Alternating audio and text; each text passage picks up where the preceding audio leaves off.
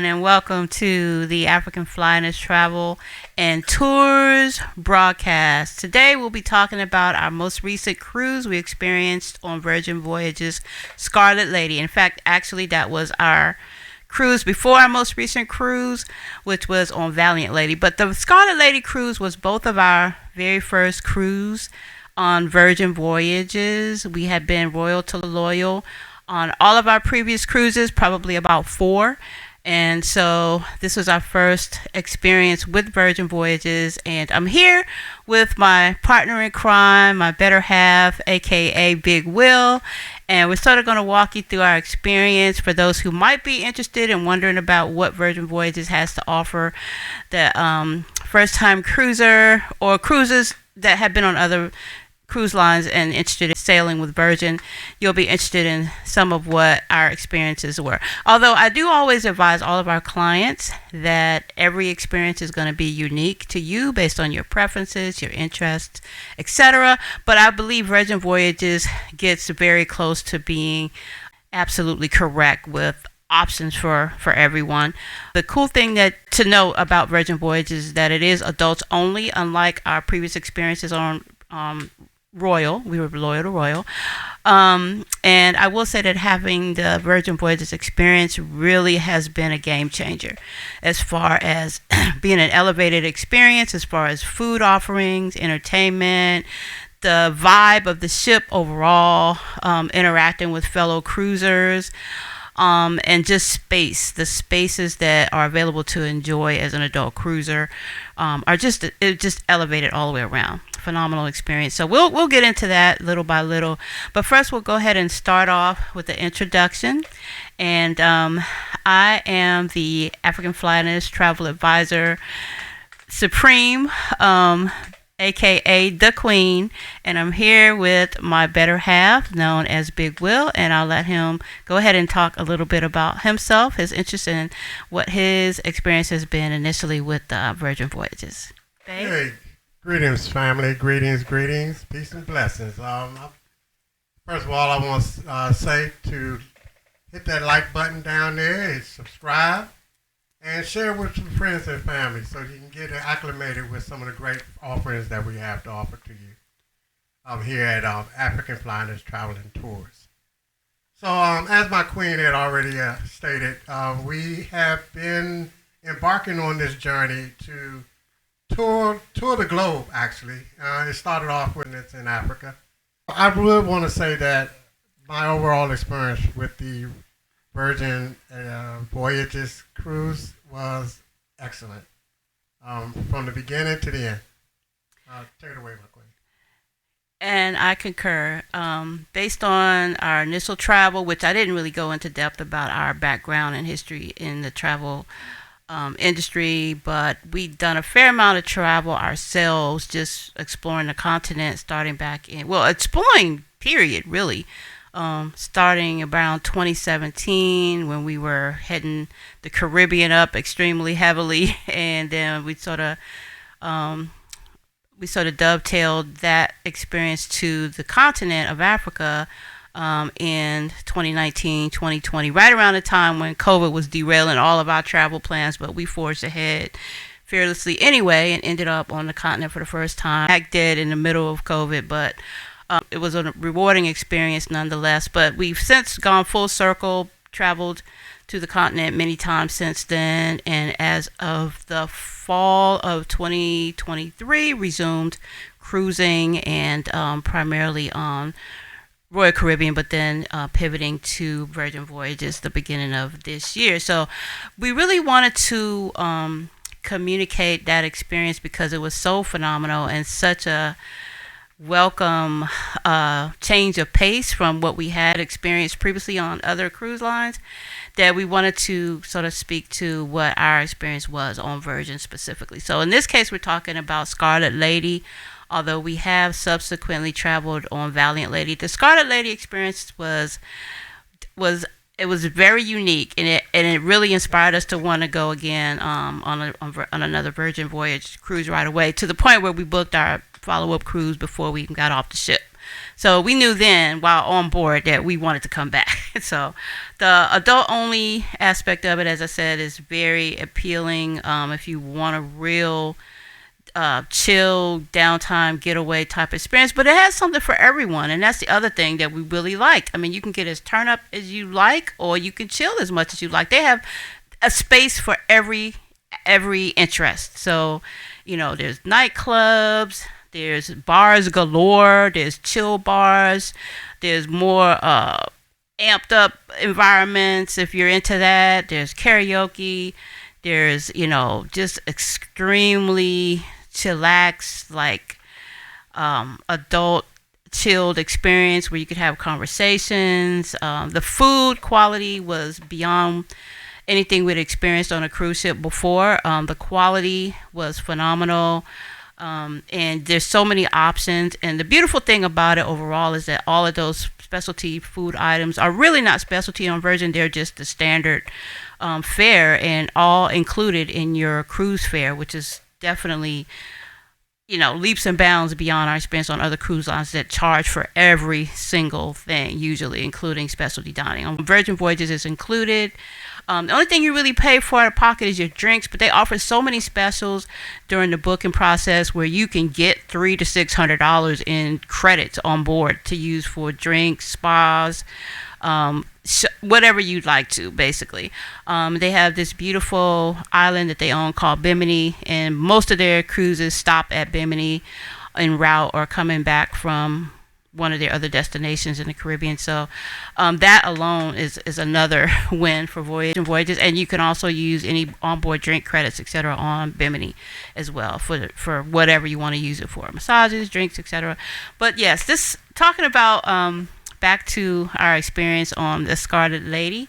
I guess should start with the embarkation experience, which was where the difference really hit home. Just walking up that little ramp after going through the check-in process, which I'll say was pretty streamlined for the most part. I don't think it took us any more than like 20 minutes it was about 20 minutes. From the time we arrived at port to the time we went to the desk, had our bags scanned through security, got to the check-in desk, got our bands on, because, Virgin Voyages uses the band, sort of bracelet thing, and that really is your access key to everything, instead of like a key card like we experienced on other cruise lines. In any case, having gotten through that onboarding process, the first, I won't say shock, but the first real unique experiences on board Virgin happened during embarkation for us. And I'll let Will talk more about that. Okay, yeah. When we first entered the ship, this is where it gets to the point where I say that you have to have an open mind. It's a very diverse experience. Not that it's bad and not that it's good. It's the middle zone. So we get greeted by the staff, and the staff they're turned up. I mean, as soon as you enter that ship, you are already expecting the rest of the cruise to be just as turned up as that experience that you. As soon as we get to our rooms, the bag's sitting there. That was a big shock to me. The bags are here. All right, the moment of truth. Voila.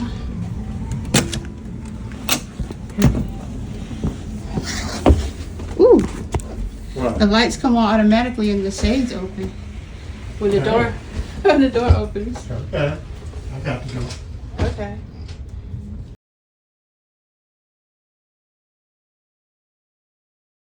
From my experience from previous cruises, it's like once you get on the ship, there's a waiting period. You go find food, drinks, and walk around the ship until, they say your room is ready. That wasn't the case with Virgin. From the time that we got out of the vehicle, dropped our bags off, got bagged and tagged, got up to the check-in zone and onto the ship, walked down the hall to our cabin, and voila, our bags were sitting right there waiting for us. So that was a pleasant surprise. The rooms, very immaculate, nicely done. I had to commend Richard Branson for that that experience. It was totally different. But then again, as like my queen has mentioned, it was definitely an elevated experience and an adult experience. Um, Now, as far as like the ship itself, I think that it's a high level ship. It was more like being on a luxury like yacht, Like a yacht. experience. Yep. It wasn't like being on one of the typical cruise ships. That also stood out to me and gave me a wow factor. The food, immaculate. I didn't have any problems or concerns with the food. One thing that stood out to me was that for people like myself that have food allergies, they cater to that. They ask you, they go back, they ask the right questions, they go and talk to the chefs. The chefs come back and let you know what you can and what you can't have. Right. And then the all of the stuff that you can have, you're in a good place. Go ahead. No, I was gonna say I couldn't agree more. They harp more than I've seen in any other eating establishment on food allergies. There's nowhere on the ship where you'll go to get food or drink that they don't ask that question. Do you have any food allergies? So Right. you can rest assured that if you do, they will prepare your order accordingly. Correct. And then the offerings that they have on the ship, it's amazing as well. I know for one place on the Scarlet Lady, the dock, that turned out to be my number one go-to spot. Yeah, I agree. It's just like everything that you get there was so perfectly and masterly prepared. It just was top level. I couldn't agree more. That was our go-to. We probably went there like once a day, if not twice a day some days, maybe 3 times on some days. It was more of a Greek small plate tapas type experience, but just the quality of the food preparation. Like I had something called polenta, goat cheese, something. I mean, even the way they title the dishes is just like you're gonna have an elevated experience. I mean, what would typically be just chicken thighs, I think they called it, like, I don't even remember the name, unfortunately, but it was, suffice to say, it was exquisitely prepared to the point where we were literally wowed by the quality. And then they have the live entertainment, to kind of go along with everything at the dock. But in general, my embarkation experience was relatively, I was impressed as well. The energy of the staff was high, fun, but different too. I won't say I wasn't a little. Yeah. I had to do a double take a couple of times initially, but it was a triple take, but it was really inviting and welcoming nonetheless. I feel like the culture, if you were to have you give it a name on Virgin Voyages, is very all inclusive. Like there's something for everyone. Everyone's welcome, and they want you to feel comfortable in your own skin, and that is something that I really, really appreciate. So if you come in and you have some sort of insecurities about whatever it is, they're probably gonna fade away pretty quickly on a Virgin Voyage cruise. You'll just find yourself feeling welcome and at home, like immediately. So. And that is true. That is true. And I have to say that I'm one of those people that when I first stepped across that one entranceway and got greeted, I, like, in back of my mind, I was like, okay, what's going on here? But then on the other side of me, it was like, okay, well, he's greeting everybody else like this too. So I felt like that was just like something that I would just have to accept for that moment.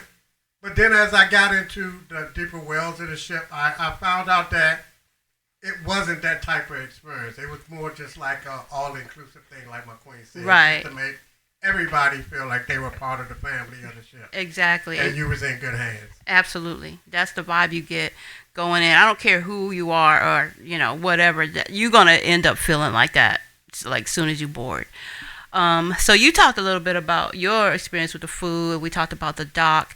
And I have to just mention 2 other particular places. Like we went to this place called Gum Bay as our first specialty dining. I don't know if they even use the word specialty dining on Virgin Voyages since it's included in your cruise fare.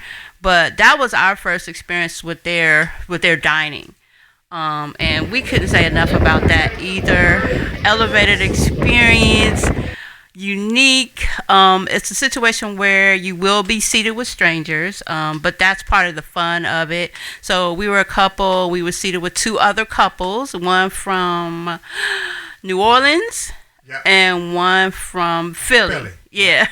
Oh no, Baltimore. Correct. Yeah. And so you meet so many people on these cruises. It's insane. But it was such a fun group. We melded, and we ended up having a phenomenal time. The quality of the food again was impressive. It wasn't your typical teppanyaki, I guess that's what they call that type of style of service, but it was a Korean variety. But it wasn't your standard Korean barbecue either. They had some unique offerings there. Even the drinks were different. And we ended up falling in love with whatever drink that was. They had the ginger in it. That was like you can just ask if you're ever on I think they probably have the same thing on Valiant Lady that they had on Scarlet Lady. But you can always ask for that ginger drink, and they'll know what you mean. And it's a healthier option to enjoy yourself. Right, exactly. And we had the great fortune of having two twins as our servers. They were both, were they Korean? I think she said they were Korean. Yeah. So they taught us how to play the little Korean drinking game. 39, 40. Okay. Like that. But you count on your mind, you don't say it out loud. Don't say anything, just clap, but you count on your mind. You track on your mind. Fun, okay? And okay, now you know. It just broke the ice, so everybody got comfortable with everyone really quickly, and ended up being a phenomenal experience all around. We were a little bit hesitant at first about having to be seated with others. We didn't know what to expect, but it turned out to be really one of the best experiences we had on board Scarlet Lady. The other one that I'll mention is the ice cream. I happen to really love their ice cream because to me, it is the best quality ice cream. It's like, I don't know, it just feels like it was just made. I don't know how else to describe it. It's so real. I don't know, you didn't try the ice cream, or did you? Not that much. I tried the place that was located across from there. Oh, okay. The bars. Right. Right, well, there's plenty of them on board. There's no shortage of them, of all stripes. They even have a brewery type place where you can go get all kind of draft beers on tap and all kind of stuff if you're into that. But the ice cream place has an interesting name.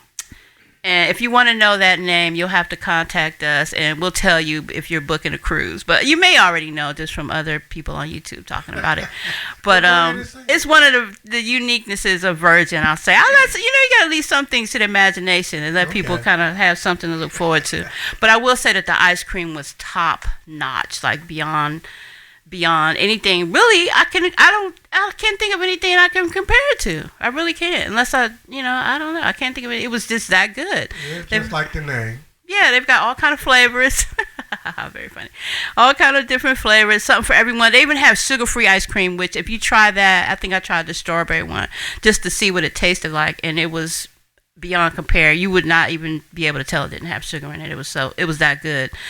The other place I really liked was their pizza place. I know on Royal Caribbean, their what is it, Sorrento's Pizza is kind of known for good pizza.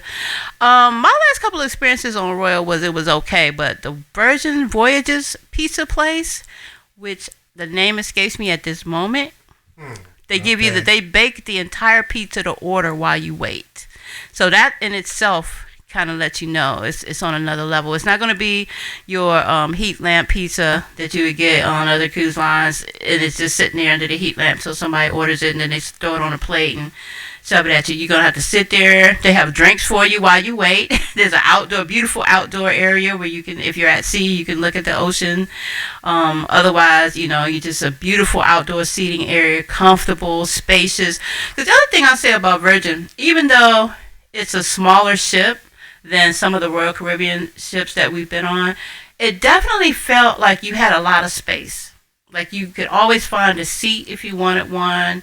If you wanted to kind of be social with a larger group, that was an option. If you wanted to kind of have a space to just yourselves, that was always available. Yeah. So it didn't feel like you were just like squeezed in like sardines, like I have felt on larger ships on occasion, trying to get a seat or something like that. I never really felt that on Virgin. So anyway, speaking of the pizza place, when you're sitting there waiting on your pizza, it's a nice outdoor area. You'll be able to find a space and wait until the little buzzer lights up, and then you go pick up your pizza, and you'll be very pleasantly surprised with the quality of this pizza. Specialty made. They have all different varieties. You just let them know what you want, and they'll fix it up for you. And then the service. Whether you're talking drinks, pizza, ice cream, specialty dining, or included dining in Virgin's case, the service is immaculate. Now, one of the things Virgin touts itself on is not penny pinching, not nickel and diming you for every little thing.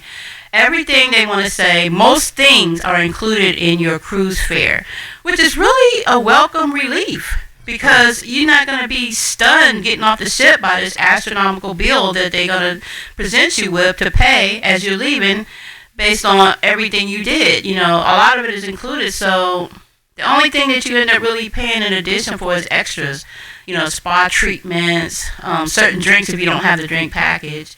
Etc. But the service, the quality of the service really reflects that because the service people are it's like they're on the cruise having a good time with you. It's not like you don't feel that tension that I have felt on other cruise ships where they're working for tips and you just feel it like everything they do is kind of like with a sense of, I want to make sure I get this tip. But the Virgin Voyages crew, you never feel anything like that. Those smiles are genuine. Those interactions are genuine. You get that from the time you walk on the ship until you leave. That's true. I think the word is that they pay their workers very well so that, that you don't have to worry about that part. And they enjoy their service that they provide.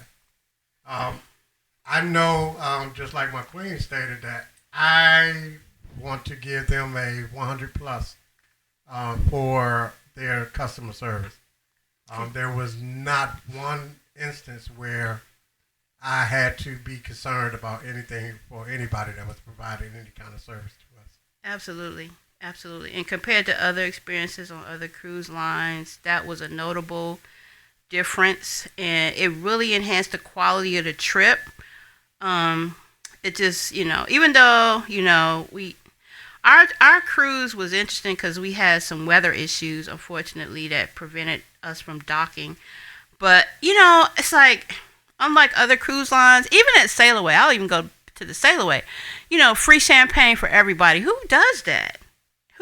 Free champagne for everybody. Oh, your cruise port is canceled because we can't dock there because of weather. Free champagne for the next hour for everybody on the ship. To me, those little niceties are just... it's just a feather in Virgin's cap. I agree 100%. I think that the crew, the captain, the team, they all make sure that they put the person that the cruise, let's see how I want to put this. They put I don't want to call us a passenger because it seemed like we were more than just passengers.